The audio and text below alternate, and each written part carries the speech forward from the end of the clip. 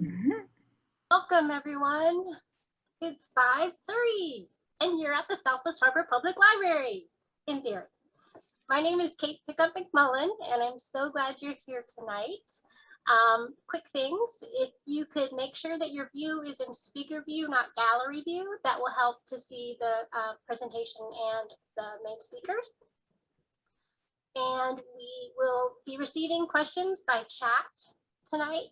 And what you can do is if you have a burning, urgent question that's quick during the presentation, go ahead and put it in, and I'll see if I can feed it into Judy.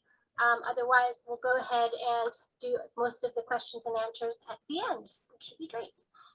Also, I wanted to let you know that there are a few more days left for our art auction. It's a silent auction, but the art is here and it just speaks really loudly. It is gorgeous. If you can stop in, come on by. We're asking that you wear a mask, and our hours are 10 to 5 Monday through Friday and 10 to 1 on Saturday.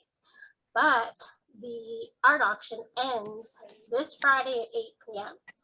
And you can view the art auction here in person, but all bidding and registration goes through the online link. So it's actually an online auction.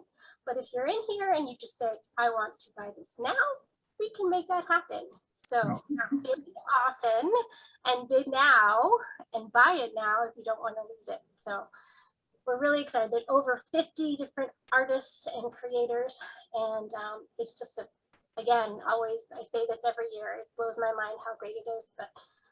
And Judy Taylor has a piece in here that you want to see in person while it's still available, or buy it now. Okay, well, tonight I have Susan Covina Buell, who is a beloved library friend, and she will be introducing Miss Judy tonight. So thank you, Susan. Hey there. Hi. And anyway, I welcome you. And I can see by the names of people who have signed up to hear this that a lot of you already know Judy Taylor and know what I'm going to say. But I will say it again for those of you who've been lucky enough to work with Judy and introduce her to people who have never met her. But anyway, it's my honor to introduce my friend, Judy Taylor, and who's tonight, her talk is What Makes a Great Portrait.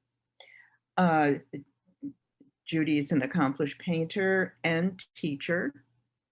Her work consists of portraiture, landscapes, public art, murals, and still lifes. And especially the figure in the landscape is something that we've learned a lot about at her classes for sure.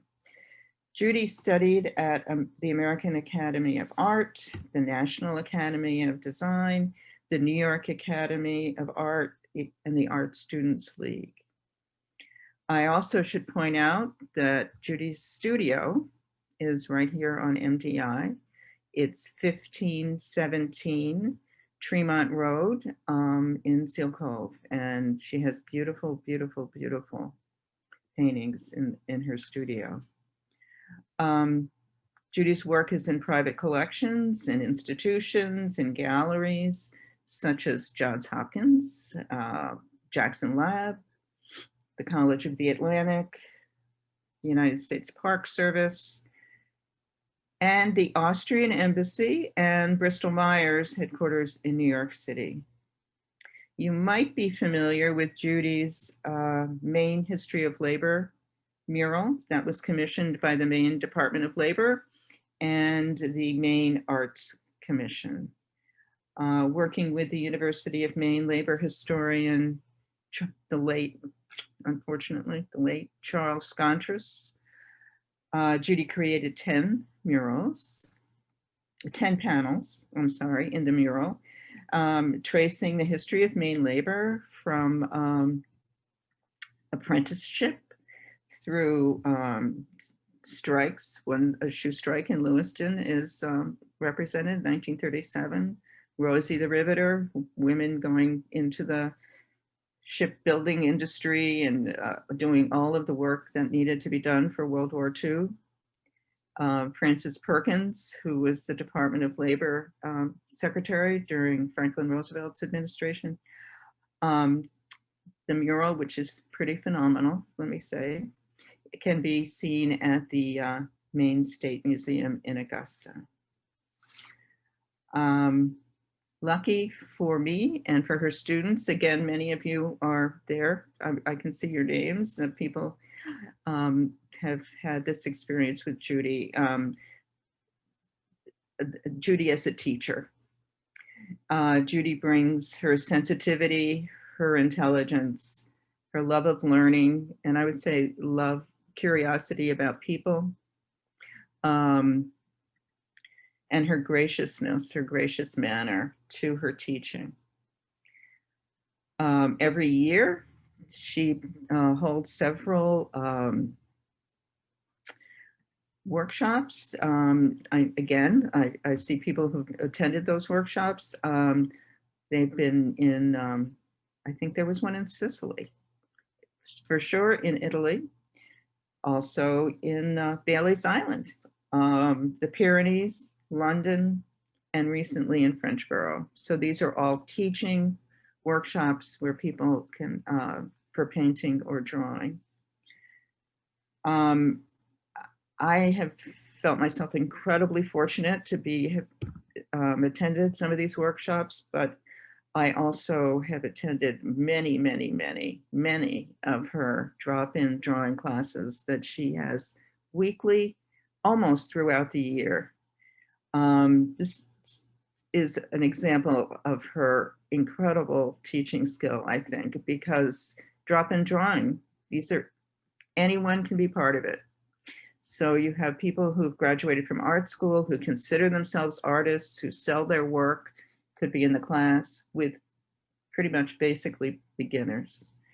And she respects all and teaches all and stays with you as you're trying.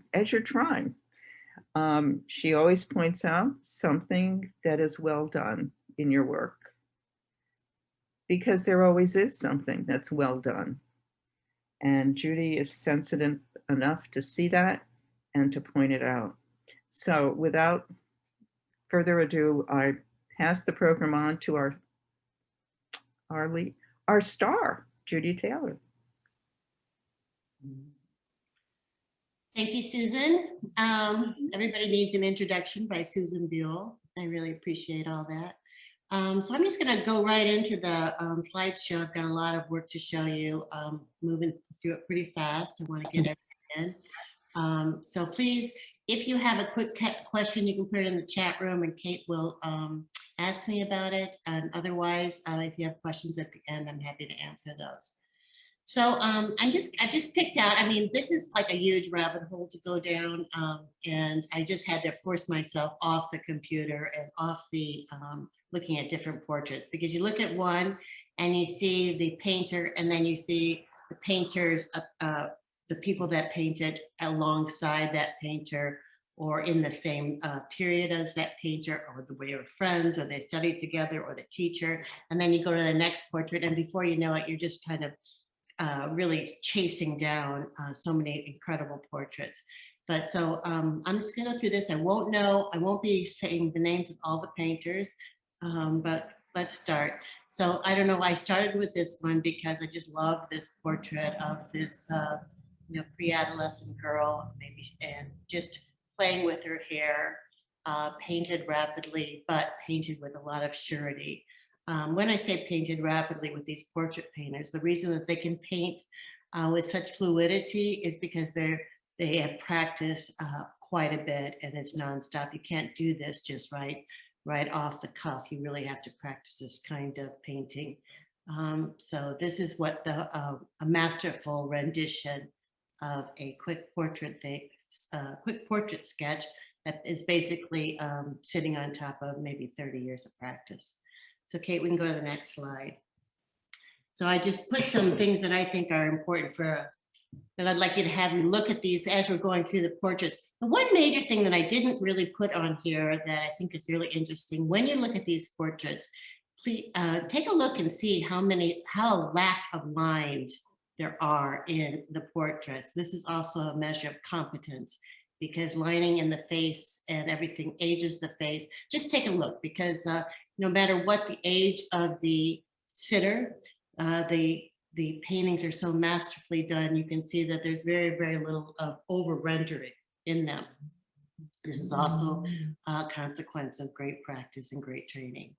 So I'm going to go through some things called like the direct gaze, palette choices, which really mean what the tonality of the overall palette of the painter that they choose to use for the portrait, how the painter uses the tools at his or her hand to communicate something about the sitter.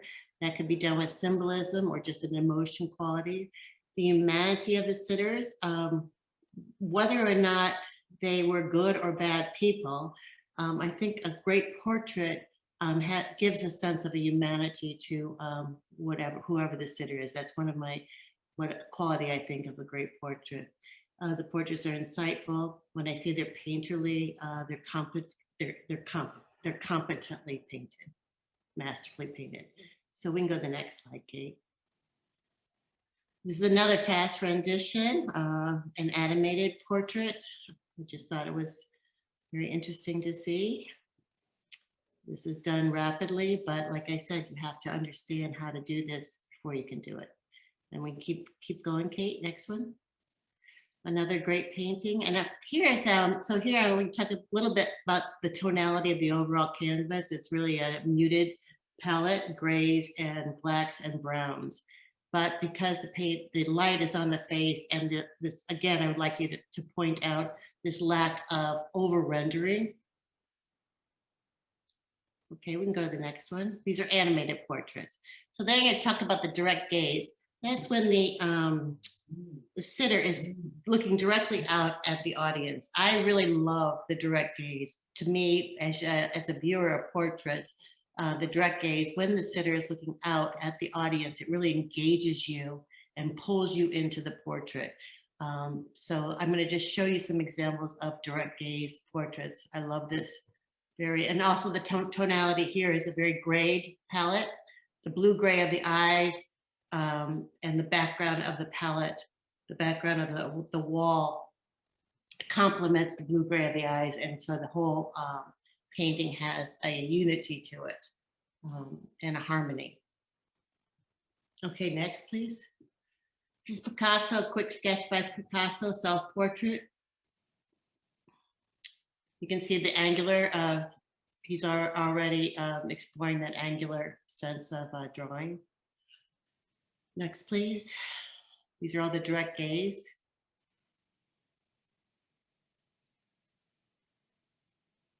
Next, please.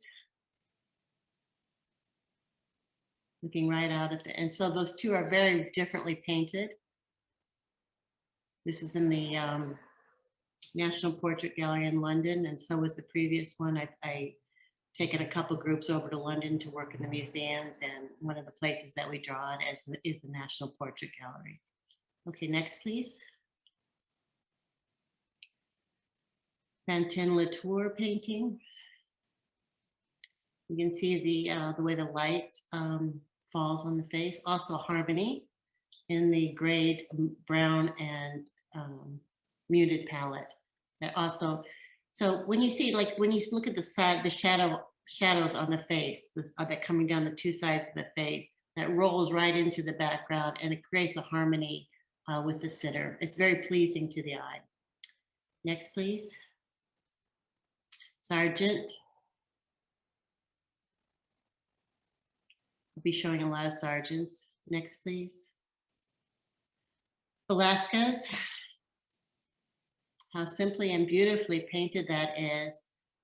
The opening of the face, but the grace with which Velázquez painted this portrait, you still see the young girl, the fleshiness of the face without over rendering, you know, and that's the skill of a master. By the way, Sargent really studied Velázquez quite a bit, so you'll see a lot of similarities in there. Okay, next, please. Another direct gaze and limited palette, kind of using a greener value palette. It comes right in. If you can see the background, you can see some of that also in the skin tones of the face. Next, please. Same quality.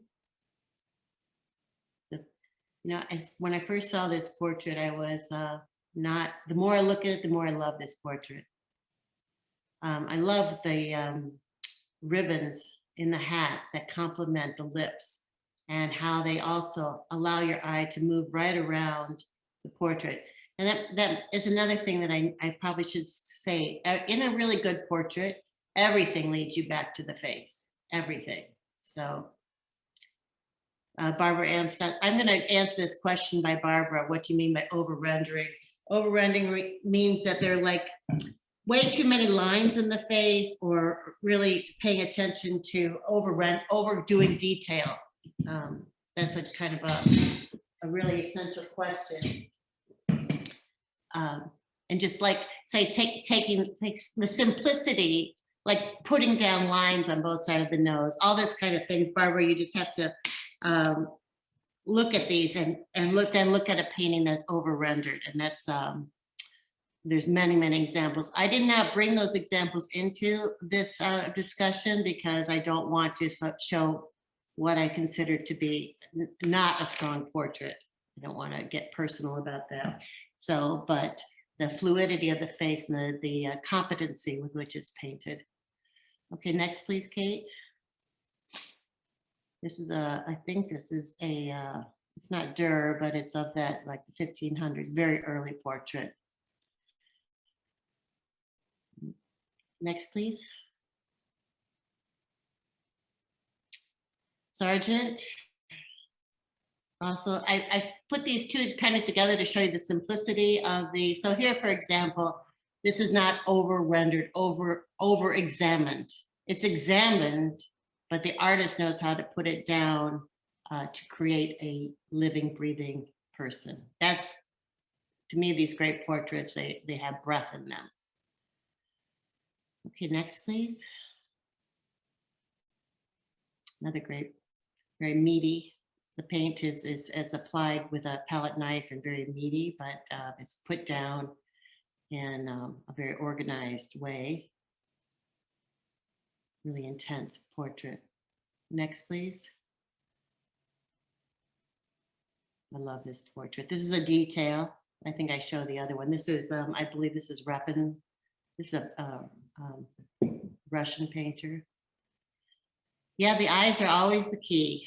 The eyes, because that's the direct gaze, so the eyes just engage the viewer. I think they're really important. Look how simple, even though it does seem, you can look at an over-rendered eye too, where maybe there's too much dark underneath the eye. What these painters, one thing these painters all understand is how light falls on a face, how light falls on an object, which is takes a lot of practice. Next, please.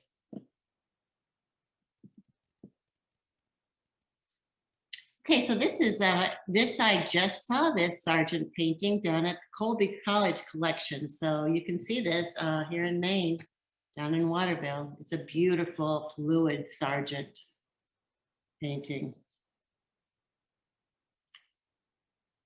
And you know, see the I mean, I don't know if I can see my cursor or not, Kate, but the little bit of flickering here in the mustache. So to go back to Barbara's question, this could be way overdone, but since Sargent knows how the light is hitting those little wisps of hair, that's what he's painting. He's painting the light. He's not painting the hair. He's actually painting the light everywhere in this painting. So you can see that firsthand. The Colby College collection is wonderful. Next, please. Another direct gaze, very intense. And I love the red of that scarf and how it helps lift you back up into the face and replicates the lips. It's just a beautiful piece of red in the painting. Next, please.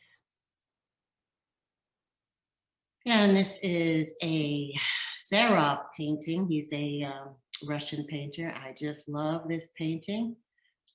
Just this little girl at the table with the peaches, but the palette choices of the pinks and the grays is just beautiful. And then her direct gaze. And you can see the darks of her eyes replicate, you know, the furniture in the room. And but one thing that you probably can see is that everything will direct you back to the face. The peaches bring your eye up and around. The plate on the wall brings you back down to the hands. Everything circles around to the subject, and that is the sign of a great portrait. So I'm sorry to leave this one because I love it so much. Next, please. Another Fantin Latour painting. Fantin Latour was a contemporary of Manet, Degas. He painted many paintings, group portraits of all of them sitting together in the studio. But here is a self-portrait. Coming out of the shadows. Also that muted, that beautiful, simple palette tonality that creates harmony in the painting. So harmony is another quality, I think, of a great portrait painting. Next, please.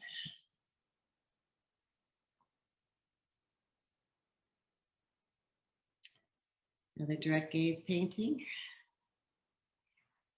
So keep in mind when you're looking at this is Leon Bonnat, this that everything, that circle, that everything leads you back around into the portrait, even the mountains in the background. Kind of tells you something about the sitter and where he lives. Next, please. It's a contemporary, fairly contemporary portrait that it's just, it's not the direct gaze, but I just thought it was a beautiful portrait. Next, please. Titian. So I guess you could talk a little bit about symbolism in some of these paintings and clothing. The clothing is indicative of the stature or of the model, and especially in the times that Titian was painting. And here we're out of the direct gaze. The gaze is off somewhere else. And so you can question, what does that mean to the viewer, or what does that mean to the painter? Okay, next, please. Bronzino, very finished, highly finished portrait.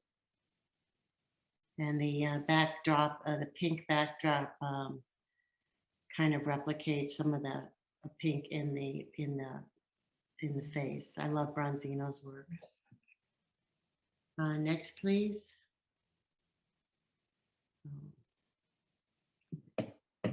Another, I think this might be another Russian painter. Even though the subject is moving up, we drop back to the hand and move back up to the portrait. And the light is coming from below, and you know that instinctually, but you also know that because the shadow that's being cast by the subject is going up the wall. So the light is, the shadow is casting up. Okay, next, please. Simple.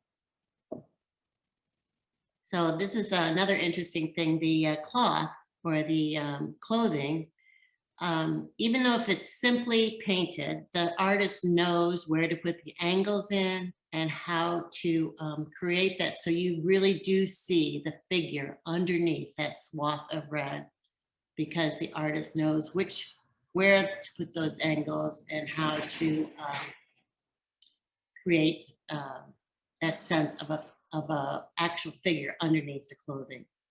I hope you see all of that. That's really also another sign of great competency. Next, please. So also a portrait can indicate something about the person, what they do. Next, please. or what they're famous for. Okay, so this, I'm going to talk a little bit about this Sargent painting. This is a painting Sargent. Sargent was good friends with Augustus Saint Gaudens, who's a sculptor, very famous sculptor. You know his work, the sculptor's work. You've seen many of the sculptors in the cities in New York City and Boston. And I'd have to look at the provenance of where all of his sculptures are. So anyway, they trained together. They had studios in Paris within a block of each other, Sargent and Saint Gaudens.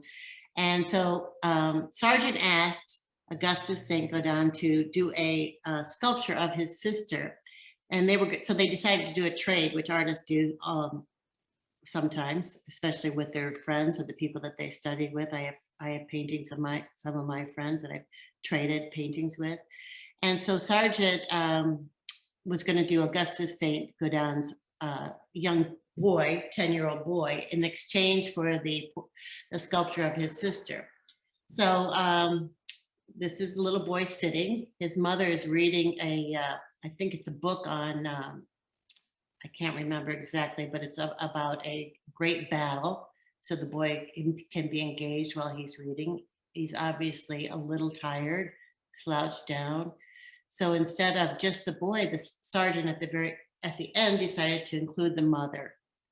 So I think it's just makes it so much more interesting. I don't think the mother ever knew she would be included in the portrait, but it makes a beautiful composition. But still, even with the way the light of the book is placed, it goes back to the little boy in the painting.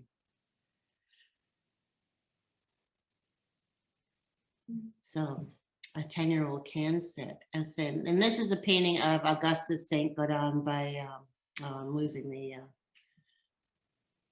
Kenyon Cox, by Kenyon Cox. So this is him working on a relief sculpture in his studio. I love the palette in this. I mean, what I mean by palette, I mean the tonality. Next, please. It's a little bit of a close-up. So Cox decided, oh, you know what happened? This painting was burned and Cox's studio had a fire. The painting was burned, so Cox repainted it. But in the background are some of Saint Gaudens' sculptures. Next, please. This is an Eakins portrait, painting by Thomas Eakins. I'm not sure who the sitter is. Here we're getting into a little more rendering, which Eakins did, and Eakins started using some photo references for his work. Okay, next, please. It's a Clausen painting of, this is a small detail of a larger painting. I just think I love the simplicity and the poignancy of this girl. Next, please. Fast and furious, but competent. I think that's a self-portrait. Next, please.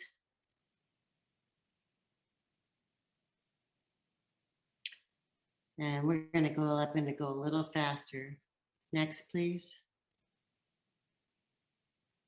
Oh, next, please, because I'm going to show that later.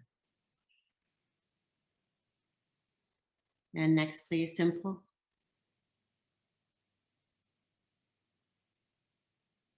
The beautiful portrait, the tonality. Next, please. This is another one of my, this is by Kramskoy, another Russian painter. It's one of my favorite paintings. The eye level is from below and looking up. So Kramskoy, you should just look up the Russian painters that are contemporaries of Repin's. They're some great, incredible painters. I would stay longer here, but we have a lot of material to get through. Next, please. That's in Moscow.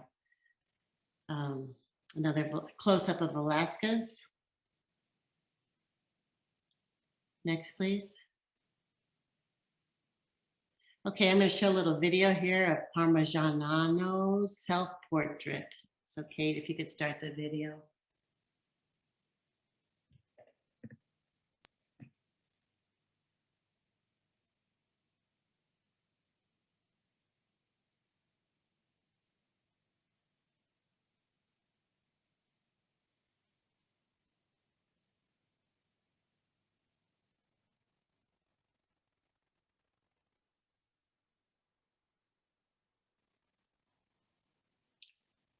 I think Kate's getting it up.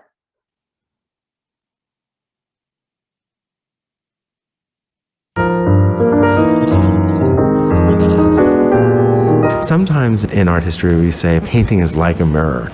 That is, it's a perfect reflection, utterly undistorted and exacting. But sometimes the mirror itself is distorted, and that's what we have in Parmigianino's self-portrait. He did this when he was 21 years old. It's a self-portrait in a convex mirror, and so the reflection we're getting is really distorted. It's a lot of fun. It really is fun, and it's made even more ingenious, even looping back on itself, because Parmigianino didn't paint this on a flat surface. He created a wooden base that actually is convex and mimics the mirror itself, which just heightens the effect. He's really showing off. Parmigianino's face is almost dead center, but he's wonderfully calm, but it seems as if the world around him is swirling and kind of chaos has been unleashed by the distortions of this mirror. And then I just can't help but love the way what would normally be the rectilinear beams of the ceiling and of the window, all of the right angles that would form the architecture of the room, here collapse around him and create this beautiful distorted frame. This is an early Mannerist painting. We think about Mannerism happening right at the end of the High Renaissance, beginning in the 1520s, and that idea of distortion, of showing off, of virtuoso technique, those are things we associate with Mannerism. He presented this portrait, along with some other paintings that he had done, to Pope Clement VII in the hopes of achieving some papal commission. That did not happen. No, but you can see that this painting would really be, look what I can do. And of course, he's foregrounding his hand, the instrument of his great technique. You know, it's interesting. His painting is one that loops back on itself over and over again. If you look to the right side of the painting, you can just perhaps make out what must be a doorway, but it's become very small. And to the right of that, you can just make out the gold of the frame of the painting itself, which must be on his easel, and you can see the top of the easel. And so you can see the frame that he's fashioning that will actually hold this wooden panel. And so there really is a way that this is wonderfully self-conscious. When you think back to the very beginnings of the Renaissance, when the artist was considered a craftsman, and how that's changed, and how the artist now regards himself as this great talent with important services to offer the Pope, things have really changed. But it's a really intellectualized talent, and one that thinks about issues of optics, issues of science, and really almost of the philosophy of seeing itself.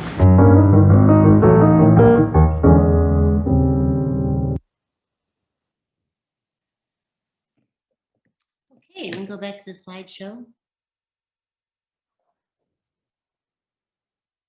And next, please, Kate. And yeah.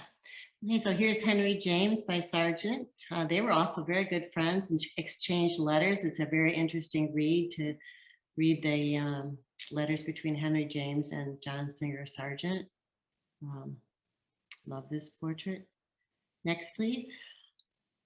So this portrait was slashed by the suffragettes during the turn of the 20th century.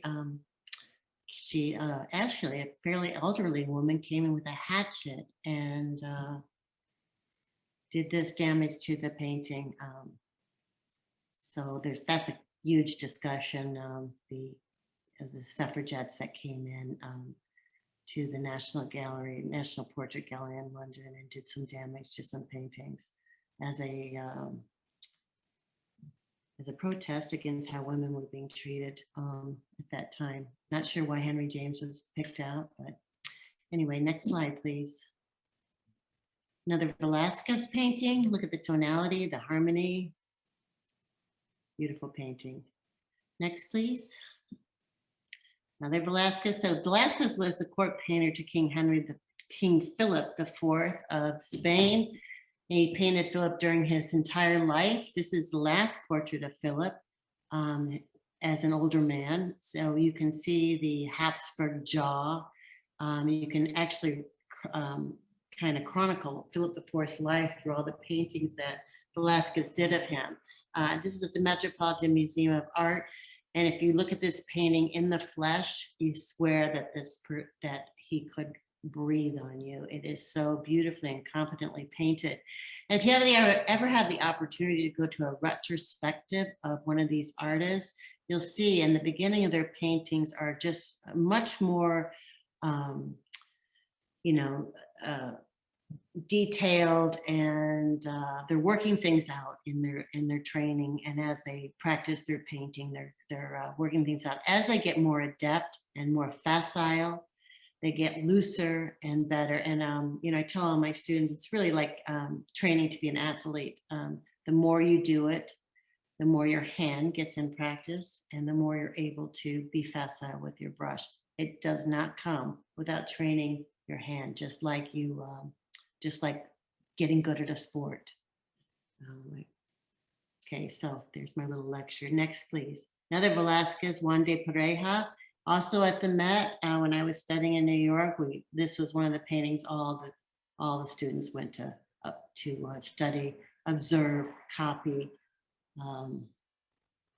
It's a really good training, painting, and absolutely beautiful, highly regarded. Next, please. Leonardo, I was in London right before the pandemic to see the Leonardo exhibit that had been 17 years in the making. And this was one of the paintings in that incredible exhibit. Next, please. Another Velázquez. Well, this is a small detail, Las Meninas, which we will look at further later on in the lecture. Next, please. This is also, I believe, I'm not really sure. I think this might be it. I'm not really sure, but I love the way the gray palette. I'm not sure what's happening with his hand over there on the left, if that's a Band-Aid or what it is, but it's a very contemplative portrait. Next, please. Next, please.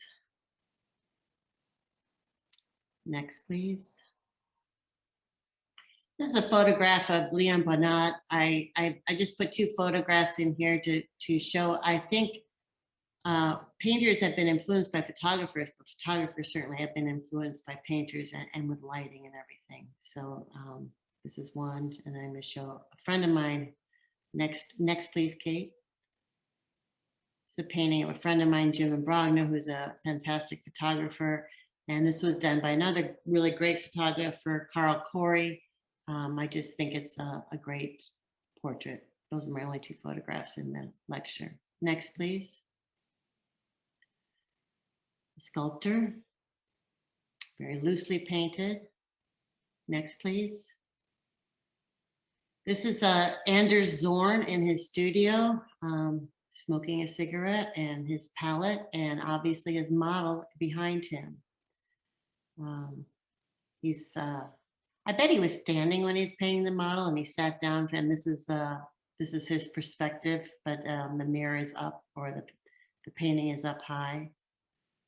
I just think it's a fantastic, and look how everything directs you, even the paint on the palette, the white, the ochre, the cad red, leads you right up to the model, and it all comes back down to Zorn. Wonderful painter, Anders Zorn. Next, please. Quick Sargent. Next, please.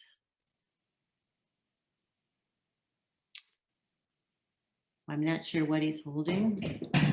Next, please. Theodore Roosevelt by Sargent.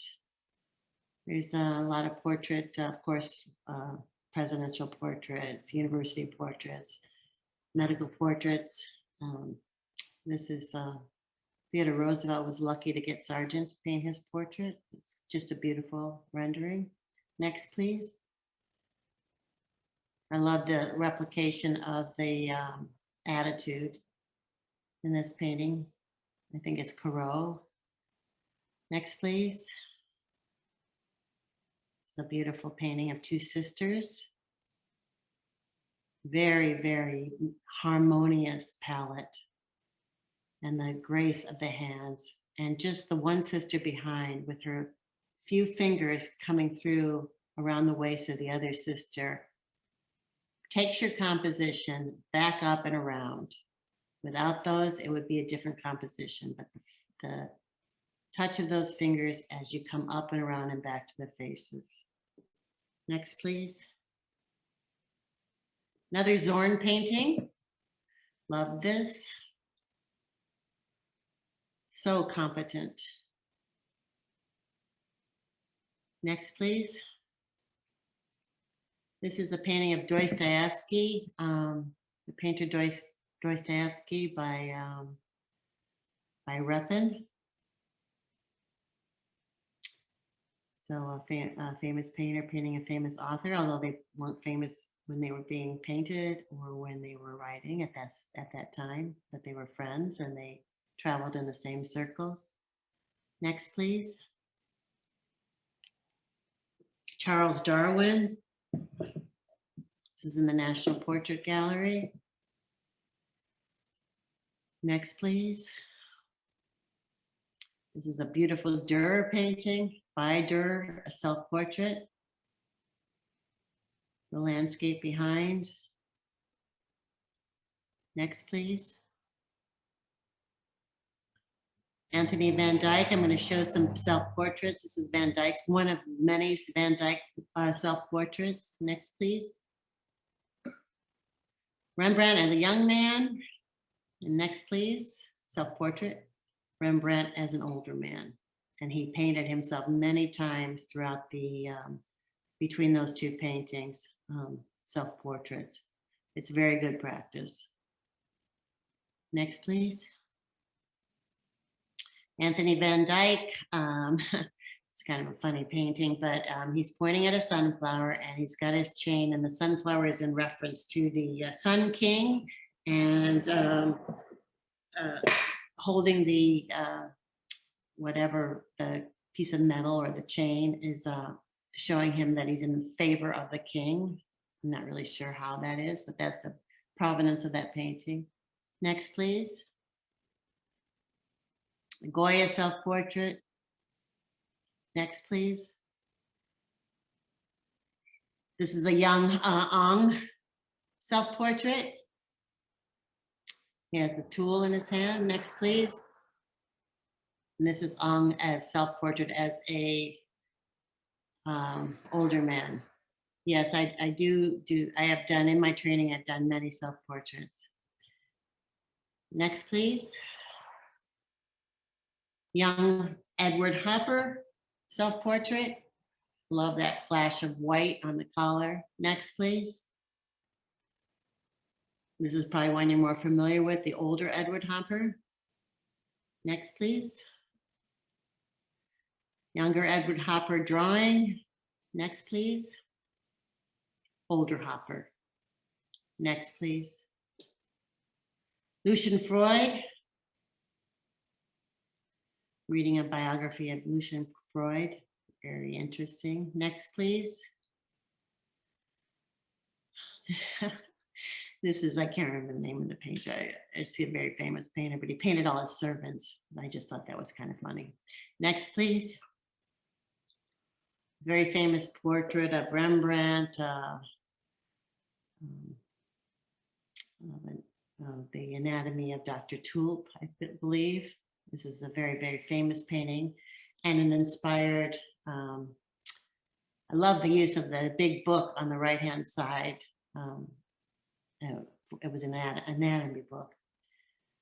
Next, please. Inspired Akins. This is the an operation by the anatomy lesson of Dr. Agnew. The theater. Next, please. And this is another Eakins painting, and you can see Thomas Eakins up here in the left drawing. He put himself in the painting, which is not so unusual for a painter to do that. So this painting was rejected initially because they thought it was too bloody, but then it became these, I can't remember, was the society that had commissioned it. But then a critic wrote about what a great painting it was, so it was reinstated. Next, please. This is I'm doing a portrait commission for Johns Hopkins University, so I've been traveling through their collection I'll be doing a genetic pediatrician. I've already done one about 10 years ago. So I was interested in looking at paintings of doctors and their subjects. So this is one in the Hopkins collection. Next, please. And this is another one, Dr. Fields. Next, please. This is Eleanor of Toledo. I just thought this was a beautiful painting. So she is wearing silks because this is at this time, this was the beginning of the re-emergence of the silk trade in Italy. So this is Bronzino. So Eleanor decided to wear her silks, and this is a tribute to the silk trade and her son. Next, please. Rubens. So next, please. Sorry to go through these so fast. This is a Sargent painting of, oh my gosh, it's just losing me. A great actress. Next, please.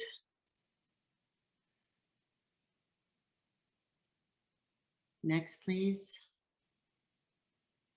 Ong, and you can see how much attention he paid to fabrics, which is another mastery that a portrait painter, any kind of painter, a figurative painter needs to understand how different particular draperies fall off the figure. The stiff, you know she's got a bustle under there, the stiffness of the fabric, but you know what the fabric is by the competency of its painting. Next, please. This is a very famous Ong painting. Next, please. Van Dyck painting, Fran Snyder. Next, please. Another Titian painting. It's very common for men to wear their gloves up the upper classes, but I'm sure that he wanted to paint the hand. Next, please.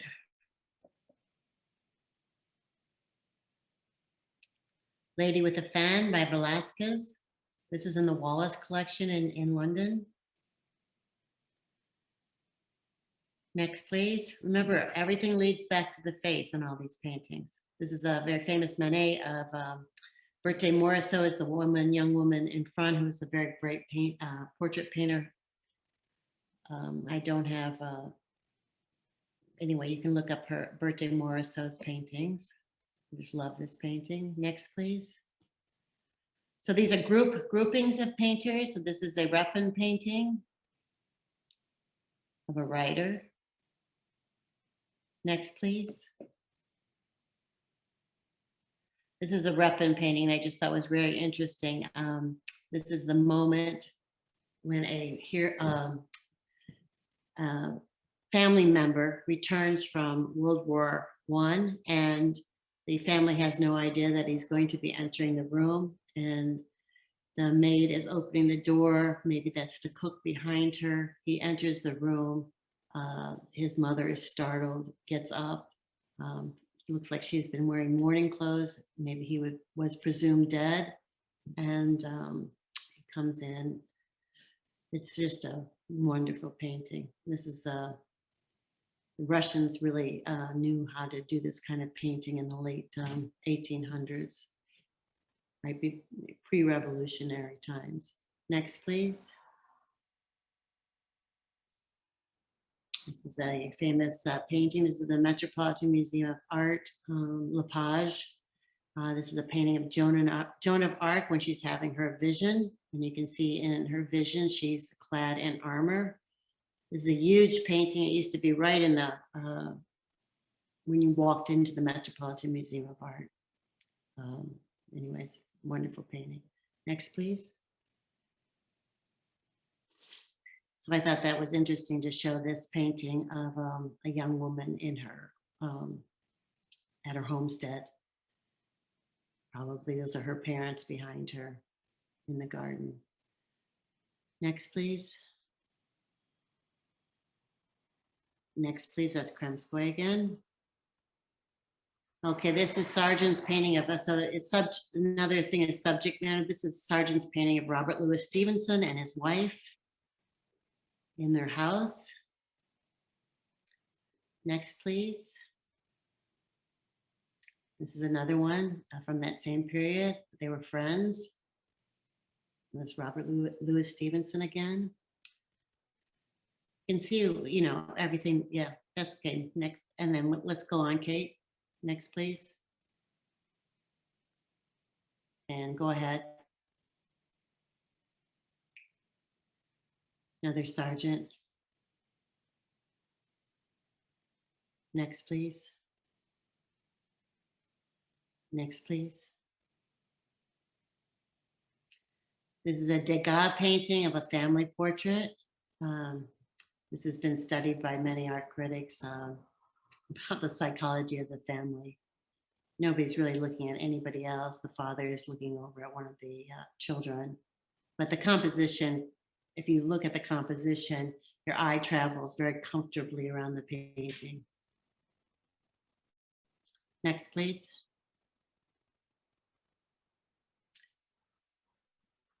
Mary Cassatt, I thought that was a similar kind of painting, father and son. But what I love about this painting is the meshing of the costumes, the clothing. There is no lines or, you know, they're all painted together in the same angles, but you can see the figures. Anyway, it just makes a beautiful composition, the strong dark against the faces. Next, please. The Degas painting of another family. This is, I've never seen this painting before, so that's why I popped it in when I was going down that rabbit hole. It's at the Place de Concorde in Paris, and father and his two daughters. Daughter is turned with the greyhound or whatever, the dog, they probably maybe, but why is the girl turned and the dog turned? It comfortably moves your eye back around the painting. Next, please. Beautiful Sorolla painting. This is a very big painting, believe it or not. That swath of white is so beautifully painted. This was in the Sorolla show at the National Gallery of Art. National Gallery in London a couple of years ago. If you ever get a chance to see Sorolla's work, just grab it. The Hispanic Society in New York City will be opening soon after renovations, and there is a huge room full of Sorolla murals that is not to be missed. Next, please. Okay, so I'm just going with this white palette, another mother and child. Next, please. This is a Sorolla painted his family. Just love this coming out of the shadows. Two daughters and the son. Next, please.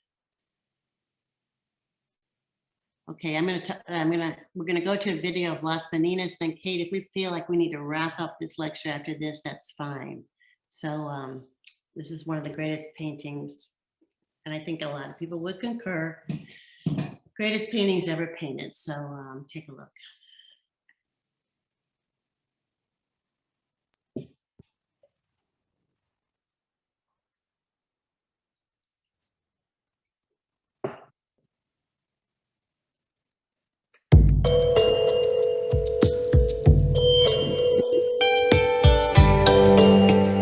Las Meninas by Diego Velázquez is a masterpiece of the Spanish Golden Age. But, more importantly, it is one of the pivots on which art history turns. Painted in 1656 at the Royal Alcazar of Madrid, the work is near life-size, measuring 152.2 by 108.7 inches. Now in the collection of the Museo del Prado in Madrid, its title translates as the Ladies in Waiting, although in palace circles, it was also known as La Familia, the family.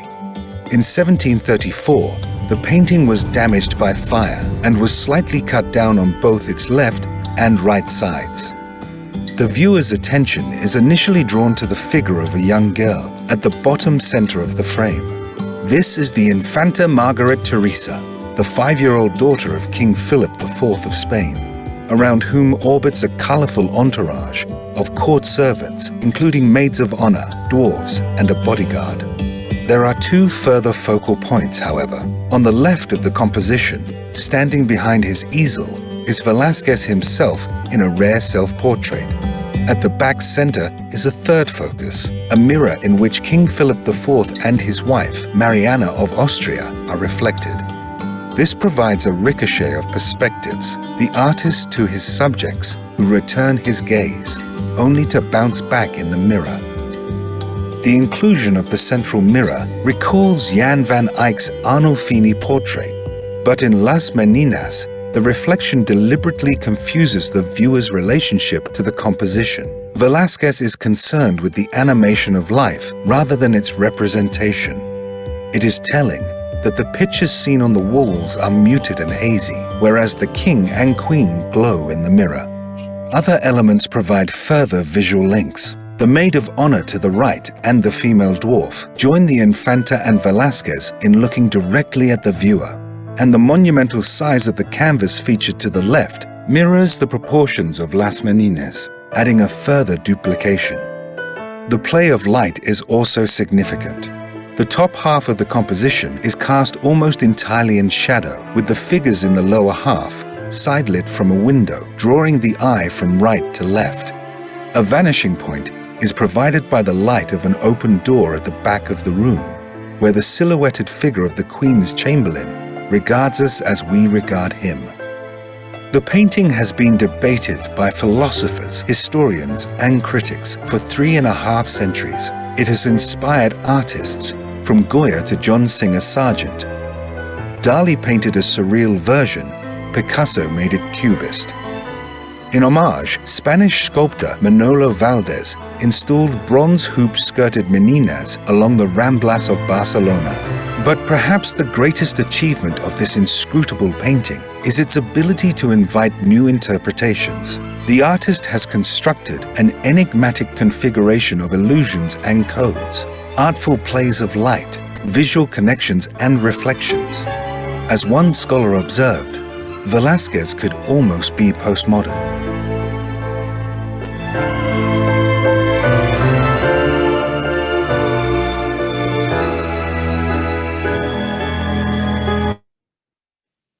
Hey, can't get better than that. So I know that it's 6:30, so I think we'll go through these really quick. So we'll just, next please, Kate. Just want to show you a few paintings that were inspired by this painting. This is in Museum of Fine Arts in Boston, The Daughters of Edward Darley Boyd by John Singer Sargent, inspired by Las Meninas. If you see the painting, you'll also see the vases right next to them at the Fine Arts Museum. Next, please. Sorolla, another family. I love the little boy sketching. Next, please. And Sorolla is in the mirror. So here's Sorolla, you see up there. So influenced by that Las Meninas. So next, please. So here I thought this was interesting. This is Sorolla working with a model.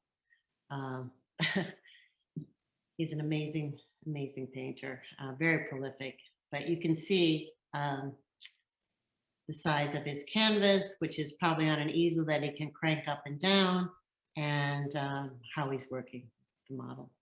Next, please. Jacob. Next, please.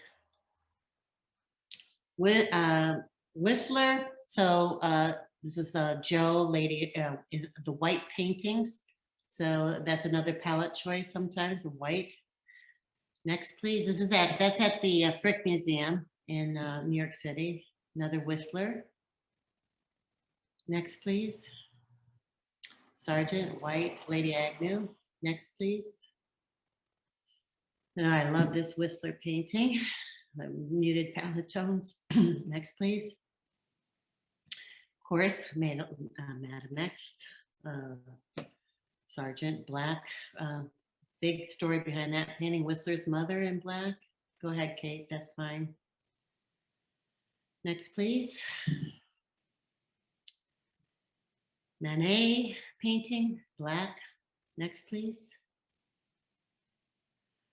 Sargent, this is a red palette. Next, please.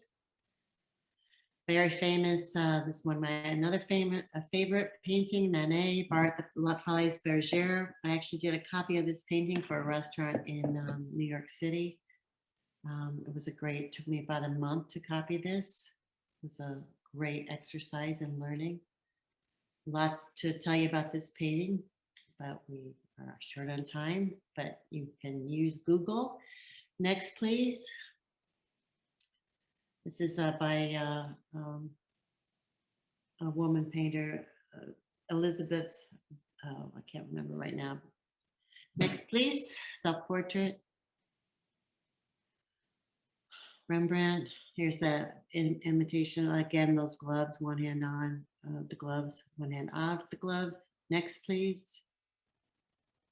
Van Gogh self-portrait. We did many of those. Next, please. One of the most famous paintings by Velázquez. Next, please. Frida Kahlo, self-portrait. Lots going on here, symbolism.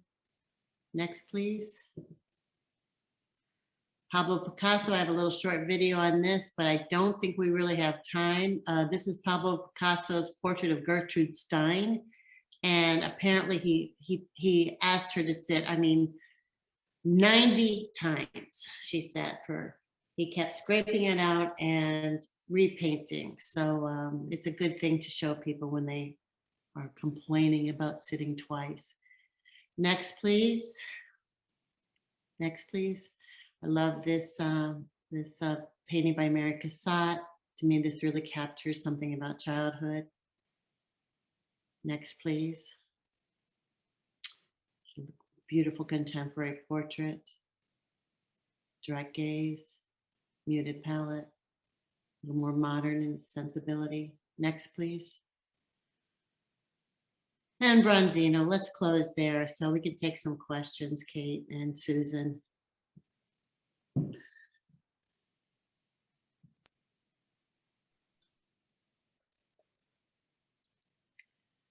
Great. I see here on the chat, I think I answered the self-portrait. In my training, I did a lot of self-portraits. And yes, Magdigliani, of course, there's about 500 painters I didn't get to. Okay, anybody else, questions?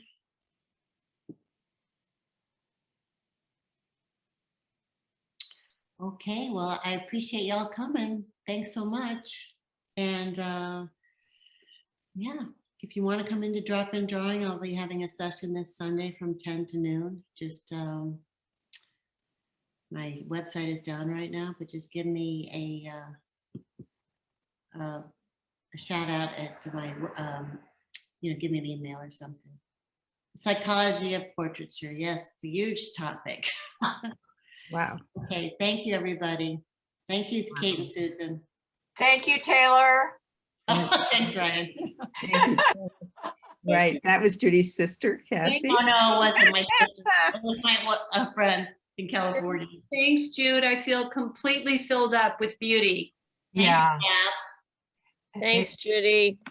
Yeah, that was amazing. The diversity of artists we got to see and styles and all that. Tremendous. Thank you.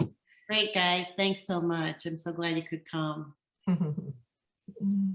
Well, anyway, so I, as the official thanker, I guess, I'm thanking Judy. As I say, I've worked with Judy on and off for 15 years, I think. Oh my gosh. And I realized that when she was showing all these portraits, that so many of them were familiar to me because I've been in Judy's classes over all this time. And Also, for anyone like me who had no art training at all before I started working in these classes with Judy, I would say with practice, of course, everything is practice, but with practice, you can get to a point where it's satisfying. I'm not selling my work at all. I'm not trying to do that. I don't view myself as an artist, but the process is so fulfilling, and it's because Judy is a gifted teacher, so I can't recommend her drop-in drawing classes enough. So I thank you, Judy, and thank the library, and don't forget the art auction, people, which ends this Friday. yeah, this Friday at 8 o'clock at night. And we just got a question, what time is drop-in drawing? It's 10 to 12, I believe, on Sunday, this Sunday, Yeah. and next Sunday, and next Sunday. I'll let people know when I'm not having it. So next Sunday, and if you do come, just bring your pencils and paper and a drawing board. And bring your, relaxed self. Yeah. It'll be relaxing. So, Thank you, Judy. Kate is recording this, as Louise asked about YouTube. Yes, I we'll don't have know if this it's up going. probably the next couple of days on our website or YouTube channel. So we'll have this. Thank you both so much. I just feel like I need to submerge myself in another museum somewhere. I guess you can do that virtually now. Yeah, That's Yeah. pretty great. there's a lot out there. So Okay, wonderful. everybody, Wonderful. thank you. Thank Thanks, you, Susan. Judy. All right,